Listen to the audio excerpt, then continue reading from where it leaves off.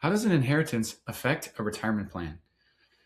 We are approaching the great wealth transfer, and over the next couple of decades, there's going to be a lot of money changing hands.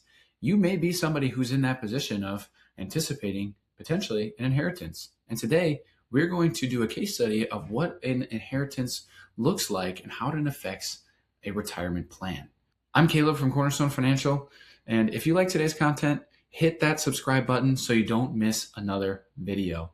We are here to help you build a strong foundation for your family's future. Let's jump into this. Let's meet our couple today. We have Carlos Ruiz and Colleen. They were both born in 1975, so they're approaching retirement. And let's look at what Carlos's income is. Right now, Carlos's employment pays him about $100,000 a year, which is pretty good. Looking at his Social Security income, he's going to have a primary insurance amount at his full retirement age of about $32.50 a month. That's going to be important when we look at the plan again. Now, let's just quickly look at his accounts. Total across the board for Carlos and Colleen, they have about $900,000 in investments that they want to use for retirement. Well, we're going to look at some of their goals and see if their portfolio matches or can handle some of their goals and can fully fund their retirement. Quickly looking at their goals, they want to retire. They're hoping to retire by age 65. They want to live at about $6,400 a month. This is what they're currently living on after taxes. So they want to keep that the same. They don't want to change their lifestyle. They also want to make sure their healthcare costs are funded. Right now, that's a $0 annual cost because we're having the program estimate healthcare costs. If you want to see how the program estimates that, please look at a previous video we did at a different case study. So let's look at if their portfolio can fully fund their retirement goals. If we look at their retirement goals, we have a nice mountain peak, which is not something we want to see, right? They retire with about 1.3 in assets, which is good. But as you see, they quickly dwindle so that they run out of assets by the time they're 80, by the time they're almost 80. So we're working with Carlos, we're working with Colleen. We want to say, hey, look, let's see what we can change so that your portfolio can handle your retirement goals. Again, a windfall event like an inheritance, we don't necessarily want to rely on. But today we're going to see how tremendously helpful it is for someone in a similar position like this. So if we pull up our what ifs, we're going to just start to make some changes, okay? Carlos, let's take a look at your asset allocation. You said you had a moderate risk tolerance. Right now, let's see what happens if we estimate 5% a year. What does that do to our plan? Okay, good. Now we have a little bit more assets at retirement.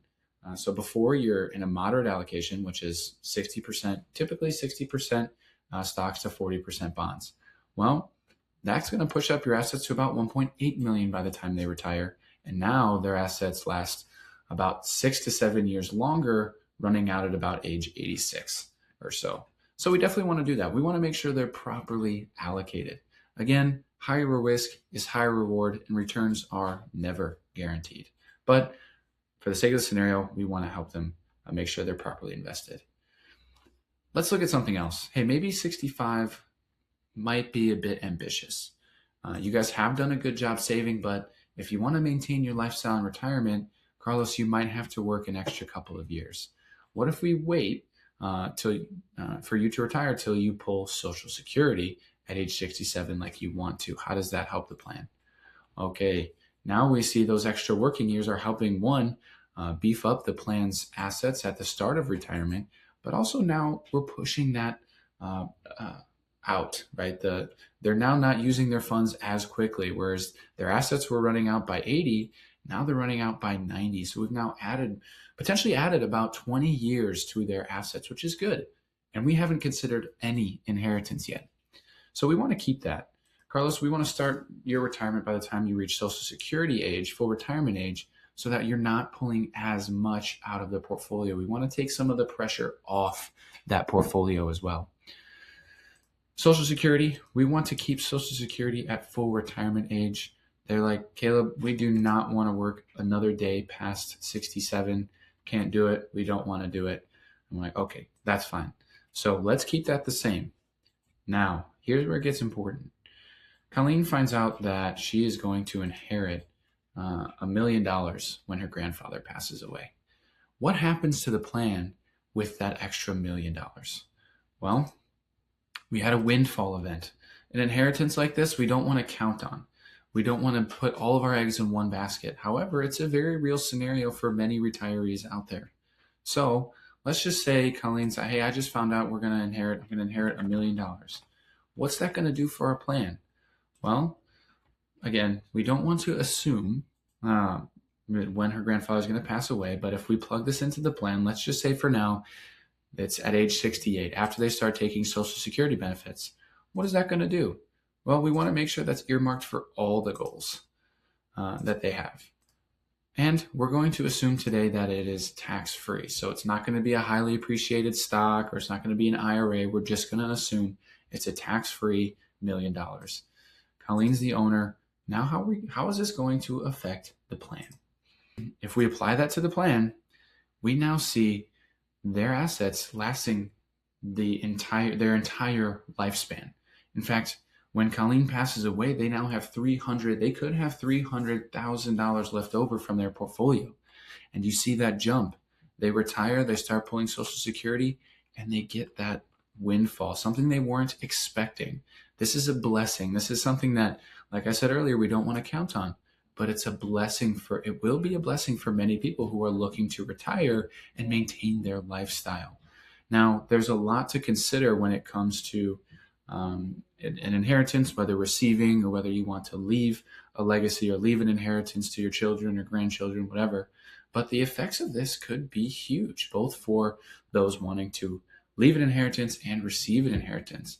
I mean, we're talking about retirement on the line here for Carlos and Colleen, and this is really helping them meet their goals, right? Even when we stress test their portfolio, what once was a 1% or 0% chance of success now pushes it up to 70% chance of success, right?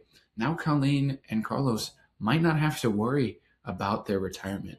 In fact, they might be very comforted by the fact that they receive $1 million. Again, nothing is guaranteed, and we can't assume anything. We can't assume returns. We can't assume when this is going to happen.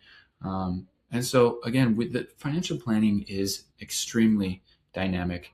We want to be monitoring this year over year to make sure that your goals are being met, to make sure that your expenses aren't exceeding what they need to be, or if there's an emergency event, right? We want to make sure your portfolio can last your entire retirement.